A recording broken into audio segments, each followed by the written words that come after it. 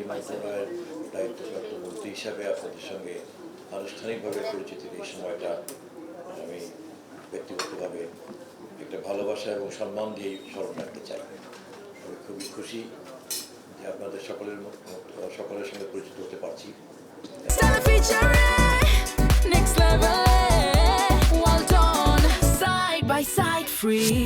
কাজের মধ্য দিয়ে ধীরে ধীরে ধীরে ধীরে আমাদের আরও অনেক বেশি পেশাগত সম্পর্ক তৈরি হবে। আমি যেহেতু একজন রাজনৈতিক কর্মী, ফলে স্বাভাবিকভাবেই আমাদের বেড়ে ওঠাটা একটু অন্যরকম। আপনারা যারা ক্যাডার সার্ভিস থেকে আসছেন বা বিভিন্নভাবে বড় হয়েছেন, আপনাদের বড় হওয়ার ধরন, আপনাদের মনোজগৎটাও কিন্তু আর এক রকম।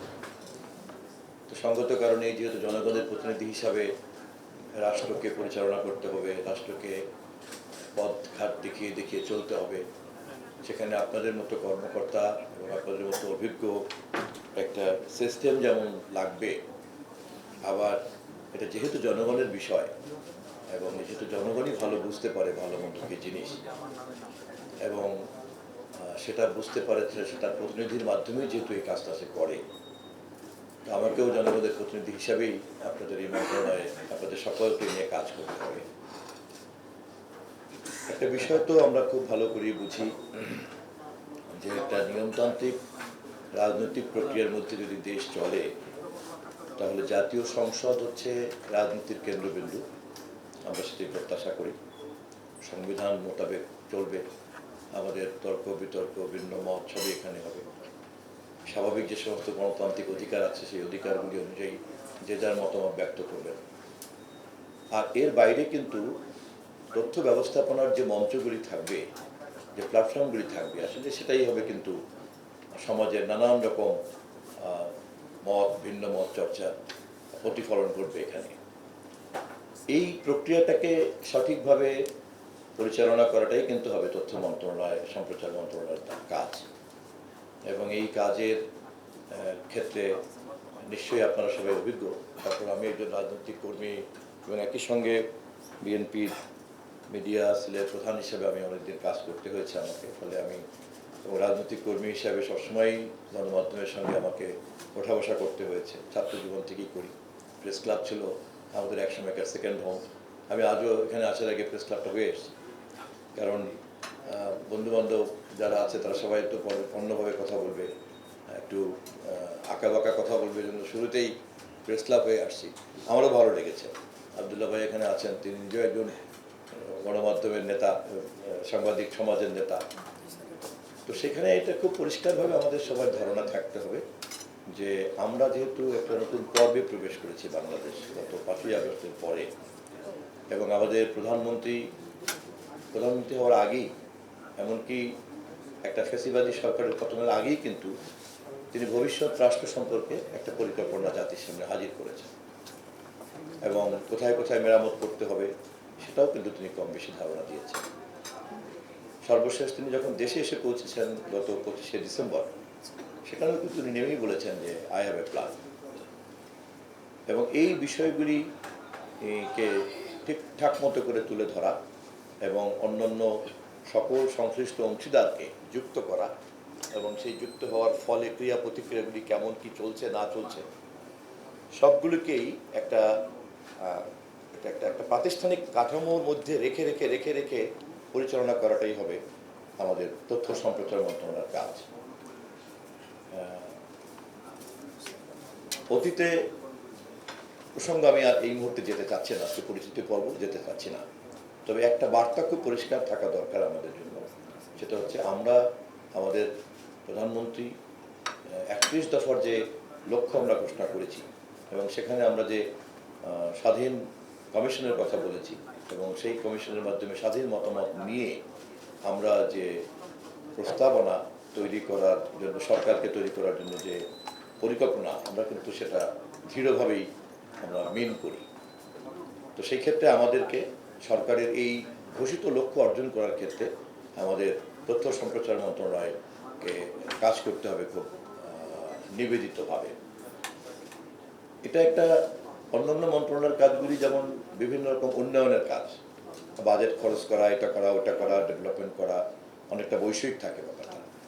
আমাদের এই মন্ত্রণালয়ের কাজ তো মূলত অন্যরকম, এবং একটা দেশের উন্নয়নের জন্য যে পরিপূরক সাংস্কৃতিক কাঠামো লাগে এবং সেটা যে যে সময় উপযোগীভাবে সেটাকে ধীরে ধীরে ধীরে ধীরে পরিচালনা করতে হয়, সেই কাজটা কতটা ভালো চলছে কতটা ভালো চলছে না তা কিন্তু মূলত তথ্য সম্প্রচার মন্ত্রণালয়ের কর্মকাণ্ডের মাধ্যমেই কিন্তু বার্তাটা যাবে।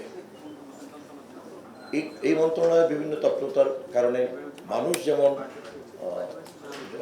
যতটা সম্ভব তার জানার অধিকার যে তথ্যটা আছে সেটা সে পাচ্ছে কিনা, সেই তার অধিকার সুরক্ষা করা যাবে, তার অধিকারকে আরও বেশি সম্প্রসারিত করা যেতে পারে, সেটা নিয়ে আমাদেরকে চিন্তা করতে হবে, ভাবতে হবে। আবার একই সঙ্গে বিভিন্ন পর্যায়ের দেশে বিদেশে আমাদের দেশের স্বার্থের সঙ্গে জড়িত যে সমস্ত নীতি নির্ধারকরা আছেন, স্টেক হোল্ডার্সরা আছেন, তাদের কাছেও কিন্তু বার্তা দেওয়ার ব্যাপার রয়ে গেছে। ফলে আমাদের প্রত্যেকের একটা কমিটমেন্টের মধ্যেই কিন্তু কাজ করতে হবে যে প্রতিদিনের কাজের মধ্য দিয়ে আমরা সেই ধরনের মানুষকে প্রভাবিত করতে পারছি কিনা যাদের মনোযোগ এবং যাদের আমাদের পরিকল্পনার সঙ্গে অংশগ্রহণ হলে পরে জাতীয় স্বার্থের সরকারের যে অন্যান্য পরিকল্পনা সেগুলি ঠিকঠাক মতো চলে। ফলে সেই অর্থে অন্য যে কোনো মন্ত্রণালয় চাইতে তথ্য মন্ত্রণালয় কিন্তু সরকারের সবচেয়ে একটা নির্ভরযোগ্য মন্ত্রণালয়, কারণ প্রতি মুহূর্তেই টেলিভিশন চলছে, পত্রিকা প্রতিদিন ছাপা হচ্ছে, অনলাইন তো এখন ধরেন সবসময় চোখ খুললেই আমরাও ঘুম থেকে উঠেই প্রথমেই ঢুকে পড়ছি, তারপরে সোশ্যাল মিডিয়ার মধ্যে ঢুকে পড়েছি। একসময় প্রচলিত গণমাধ্যমের মধ্যেই ছিলাম আমরা, কিন্তু এখন তো নিউ মিডিয়ার পাওয়ারটা কত আমরা ভালো করে জানি না, এখনো পর্যন্ত এটা কিন্তু আনএক্সপ্লোরড যে নিউ মিডিয়ার আসলে ক্ষমতা কতটুকু। আবার এই ক্ষমতা পছন্দ হোক বা না হোক আমরা সবাই এর মধ্যে কিন্তু ঢুকে বসে আছি। আমাদের প্রত্যেকের প্রাইভেট রুমে পর্যন্ত ইন্টারনেট কানেক্টেড স্মার্টফোন নিয়ে বসে আছি। আমাদের প্রাইভেট রিলেশনশিপটাও যখন আমরা প্র্যাকটিস করি ফ্যামিলিতে, সেখানেও দেখা যায় যে ঠিকই দরজায় সিটকানি আটকানো, বাট ভিতরে কিন্তু আমরা যে কজন প্রাইভেসি শেয়ার করছি আমরা কিন্তু প্রত্যেকে স্মার্টফোন নিয়ে বসে আছি, এবং সেটা আসলে কতটা আমাকে প্রাইভেসিকে সিকিউর করছে করছে না আমরা তো জানিও না, অথবা আমি যে অ্যাপস ডাউনলোড করছি, তো এরকম একটা জটিল ইকোসিস্টেমের মধ্যে কিন্তু আমরা ইন করে ফেলেছি। তথ্য সম্প্রচার মন্ত্রণালয়ের সঙ্গে সংশ্লিষ্ট আমাদের সকলেরই কিন্তু এ বিষয়ে নিশ্চয়ই জ্ঞান আছে, বাট তারপরেও আমি আপনাদের সঙ্গে যুক্ত হতে চাই এই জটিলতার উপলব্ধিটাকে একটা সমান্তরাল জায়গায় এনে, এবং এরকম একটা সমান্তরাল জায়গায় যদি আমাদের অনুভূতি এবং আমাদের উপলব্ধিকে যদি প্রথমে না দাঁড় করানো যায় তাহলে কিন্তু খুব রাইটলি টেক অফ করা যাবে না। তো রাইটলি টেক অফ করার জন্য কিন্তু প্রথমে আমাদের স্ট্যাটাসটা সম্পর্কে একটা কনসেনসাস তৈরি করতে হবে, এমন দি ব্রডকাস্ট, এমন দি অন্যান্য সমস্ত পরিচালক যারা আছেন, এবং অফকোর্স মন্ত্রণালয়ের পক্ষ থেকে, প্রধানমন্ত্রীর পক্ষ থেকে, জনগণের পক্ষ থেকে আমরা তো আছি। দেন যদি এটাকে সিনক্রোনাইজ করে ফেলতে পারি, আমার মনে হয় যে আমরা একটা গুণগত পরিবর্তন আনা যাবে, এবং তথ্য মন্ত্রণালয় অথবা বিটিভি বা সরকারের অন্যান্য এই ধরনের প্রচার মাধ্যম সম্পর্কে যে একটা মানুষের যে একটা বিরক্তিকর মনোভাব রয়ে গেছে, সত্যি কথা বলতে কি এতগুলি গণমাধ্যমের সামনে কথাটা বলা ঠিক হবে কিনা আমি জানি না, কিছুদিন আগ পর্যন্ত কিন্তু দেখা যায় বিটিভিকে ধরতো না। এটা তো বিটিভির দোষ না, দেশীয় এটা বিটিভির দোষ না, এই চেয়ারে যিনি বসতেন তার পিছনে যার হাতে রিমোট থাকতো এটা তাদেরই দোষ। তো এটা জানার পরেও এখন আমি আবার বসার পরে বা আমরা সরকার বসার পরে আমরা সেরকমই একটা বিটিভি পকেটে নিয়ে নিয়ে ঘুরে বেড়ালাম, নিশ্চয়ই 5ই আগস্টের পরিবর্তনের প্রতি কিন্তু তাদের কোনো কমিটমেন্ট থাকলো না। তো আমরা যারা কম বেশি 5ই আগস্টের পরিবর্তনের কমিটমেন্টটা বুঝি, আমার টাইম কি ঠিক আছে? হ্যাঁ ঠিক আছে, কোনো চিন্তা নেই। তো পরিবর্তনের স্পিরিটটা যারা আমরা বুঝি, আমি তাদেরকে বিনীতভাবে অনুরোধ করব যে আমরা এই টোনে পুরো জার্নিটাকে আবার নতুন করে রিসেট করতে হবে, এবং আমাদের টোটাল জার্নিটা যদি আমরা সিনক্রোনাইজ করে রিসেট করে দেন আবার যদি একটা জার্নি স্টার্ট করতে পারি, আমার মনে হয় তাহলে আমরা অনেক কিছুকে তখন মিন করতে পারবো, এবং অনেক কিছুকে তখন কিন্তু ডান করা সম্ভব হবে। আমি আপনাদের সহকর্মী হিসাবে আমি এই কাজে আপনাদেরই একজন অংশীদার হিসাবে থাকতে চাই।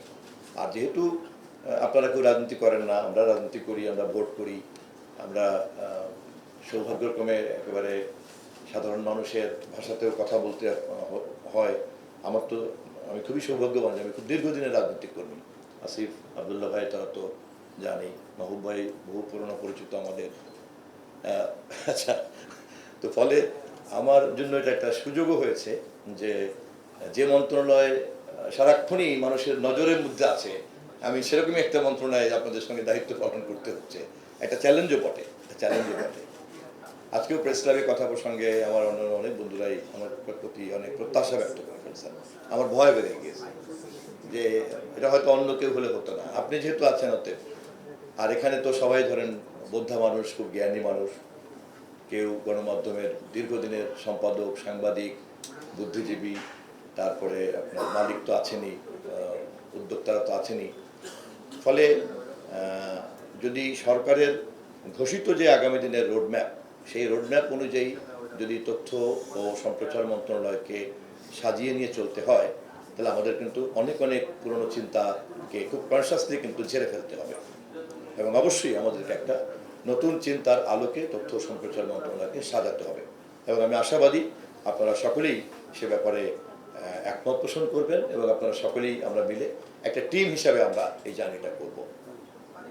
আপনাদের সকলের সঙ্গে কাজের মধ্যে দিয়ে আরও অনেক কিছু বিনিময় হবে, কথা হবে। আমি আপনাদের কাছ থেকে অনেক কিছু শিখতে চাই, আমার সহকর্মী ইয়াসির সহ আমরা অনেক কিছু শিখতে চাই। আপনাদের কাছে জানাতগুলির মাধ্যমে আবার আমরা আমাদের অন্যান্য রাজনৈতিক সহকর্মীদের সঙ্গে মত বিনিময় করে করে, কারণ এটা তো অন্য মন্ত্রণালয়ের মতো না যে শুধু একটু শুনলাম বললাম একটা স্বাক্ষর করলাম। একটা কোয়ার্সি পলিটিক্যাল মিনিস্ট্রি, একেবারেই একটা কোয়ার্সি পলিটিক্যাল মিনিস্ট্রি। তো ফলে আমি সর্বশেষ এই কথাটুকুই বলে আমি শেষ করব যে আপনারা সকলে নিশ্চয়ই সচেতন আছেন। তারপর আমি আবার আপনাদেরকে বিনীতভাবে সচেতন করছি যে এরকম একটা পলিটিক্যাল কমিটমেন্ট কিন্তু অন্য মন্ত্রণালয়ের মধ্যে একরকম থাকবে, কিন্তু তথ্য মন্ত্রণালয়, সম্প্রচার মন্ত্রণালয়ের কমিটমেন্টটা কিন্তু অনেক অনেক বেশি, কারণ প্রতি মুহূর্তে সে কিন্তু জনগণের সঙ্গে কানেক্টেড। এবং মাথার মধ্যে সবসময় আমাদেরকে রাখতে হবে যে আমি কিন্তু জনগণ দ্বারা পরিচালিত হতে হবে। আমি আজকে আর কথা বাড়াবো না, পর্যায়ক্রমে বিভিন্ন যে 15টি সংস্থা না কোনো পর্যায়ক্রমে আপনাদের প্রত্যেকের সঙ্গে মত বিনিময় করব। আপনারা প্রত্যেকেই আপনাদের প্রতিষ্ঠানের কী অবস্থা, ভালো মন্দ কী স্ট্যাটাসটা আছে বলতে পারবেন। তারপরে সামনের দিকে কীভাবে যাওয়া যেতে পারে, ক্রাইসিসটা কী, চ্যালেঞ্জটা কী, চ্যালেঞ্জ মোকাবেলার জন্য আপনাদের রিকমেন্ডেশনগুলি কী কী আছে।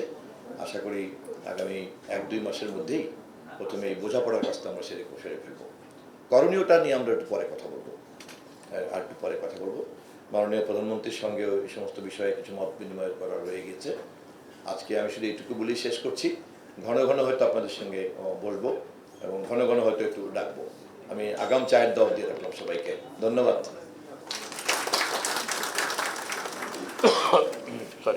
আমরা অত্যন্ত আনন্দিত আপনাদের দুজনকে পেয়ে। আমি একটু ইলেকট্রনিক মিডিয়ার আমাদের সম্মানিত ভাইদের একটুখানি যদি আপনার বাইরে যান, আমাদের একটুখানি ঘরোয়া একটু আলাপ করি। গণমাধ্যম ভাইদের উদ্দেশ্যে আমরা